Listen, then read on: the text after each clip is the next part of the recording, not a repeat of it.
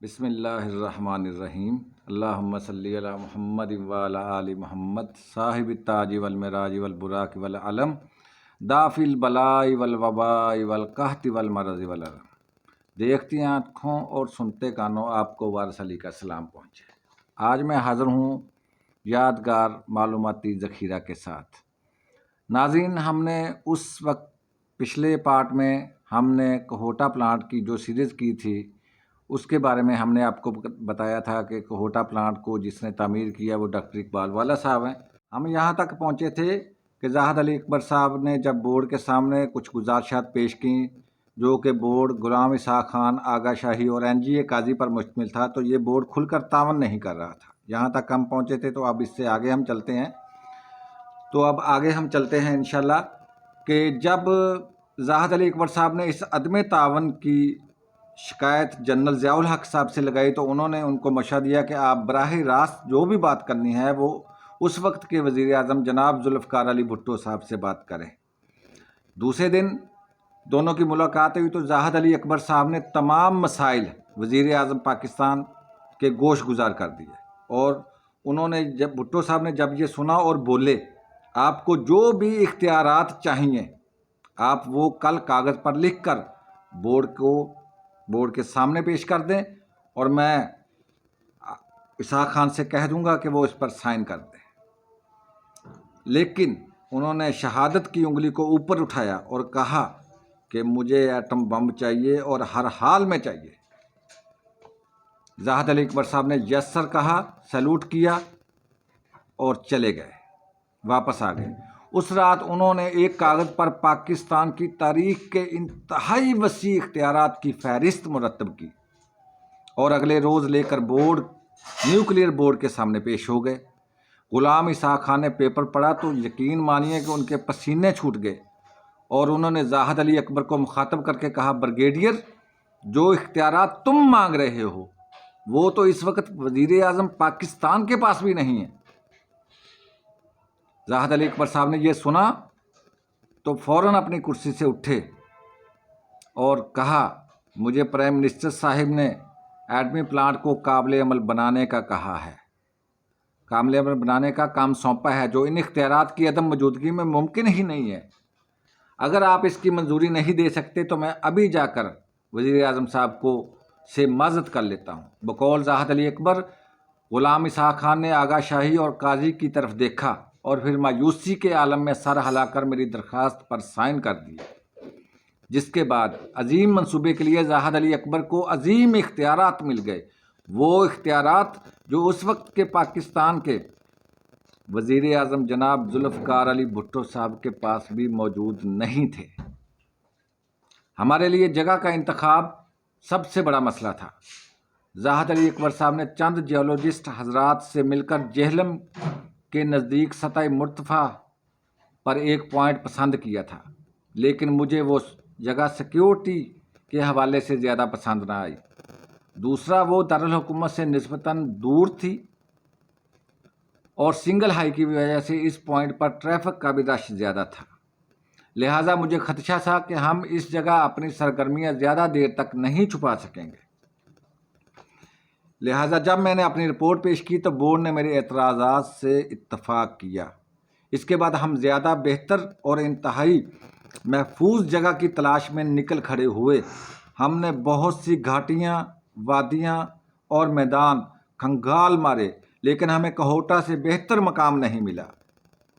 इस काम के लिए कहोटा ही क्यों बेहतर, ये वो सवाल था जो मुझसे बोर्ड के तमाम मेंबरान ने उस वक्त पूछा जब मैंने कहोटा की सिफारिश की थी। मैंने पाकिस्तान और इस्लामाबाद के नक्शे नोटिस बोर्ड पर लगाकर इन्हें समझाना शुरू कर दिया। नंबर 1, कहोटा की ज़मीनी साख्त ऐसी है, इस पर फ़ज़ा से हमला करना तकरीबन नामुमकिन है और इंशाल्लाह नामुमकिन ही रहेगा। दूसरा, दुश्मन के तैयारों के लिए एटमी प्लांट की जगह का तयन करना इतना आसान नहीं होगा।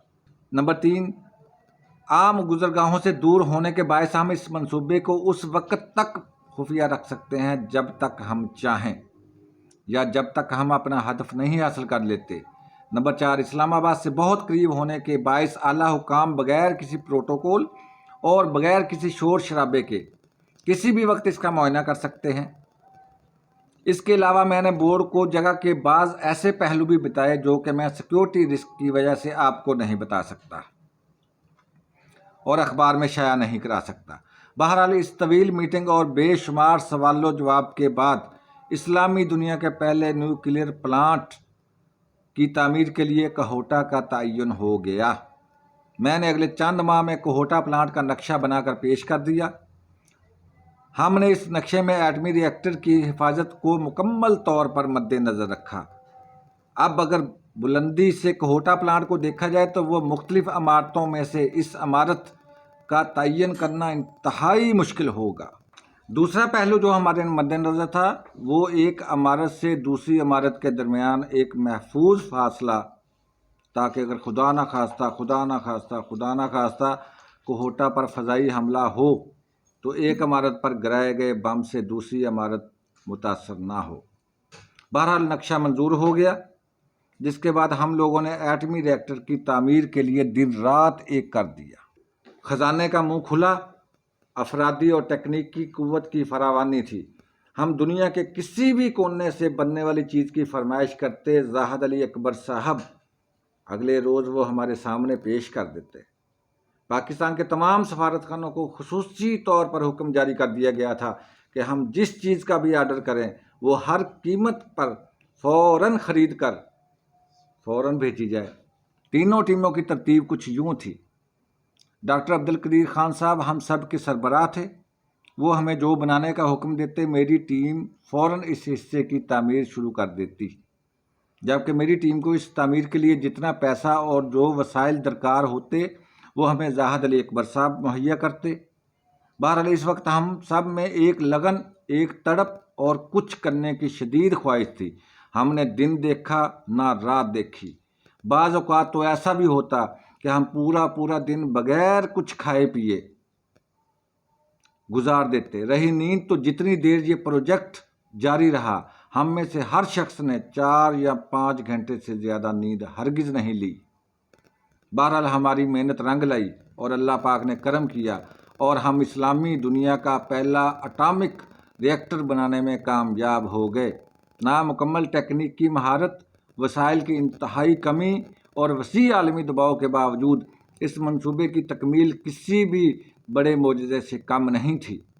20वीं सदी का वो मोजज़ा जिसने ना सिर्फ पाकिस्तानियों को हैरान कर दिया बल्कि तरक्की याफ्ता आलमी ताकतों को भी परेशान कर दिया। बहरहाल ये सब कुछ अल्लाह ताला की मेहरबानी थी। अगर वो ना चाहता तो हम शायद तीसरी दुनिया के इंतहाई पसमानदा मुल्क के बाशिंदे इतने बड़े मोजज़े का कभी सोच भी ना सकते। जिन दिनों कहोटा प्लांट पर काम जारी था, इन्हीं दिनों हमने डेरा गाजी खान में भी एक एनर्जीमेंट प्लांट तमीर किया। इसकी वजह डीजी खां से दूर बगल चोर की वो पहाड़ियाँ थी जिनमें यूरेनियम पाया जाता था।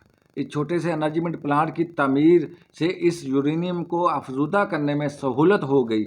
बाज़ अदा इस अफजूदा यूरेनियम को कहोटा लाया जाता, जहाँ इसे मज़ीद अफजूदा करके वेपन ग्रेड तक लाया जाता था। पाकिस्तान के पास एटम बम है या नहीं, क्या हमारा एटमी प्रोग्राम रोल बैक हो चुका था, वगैरह वगैरह ये सवाल हैं जो मुझसे अक्सर मेरे मुलाकाती पूछते हैं। तो नाज़रीन, ये दूसरा हिस्सा था। इसके बाद का हिस्सा भी हम इंशाल्लाह आपकी खिदमत में पेश करेंगे। तो यादगार मालूमाती ज़ख़ीरा को आप देखते रहिए। हमारे चैनल को सब्सक्राइब कर दिए, आपकी मेहरबानी होगी। बेल के आइकन को भी दबा दें, आपकी अज़ाफ़ी मेहरबानी होगी।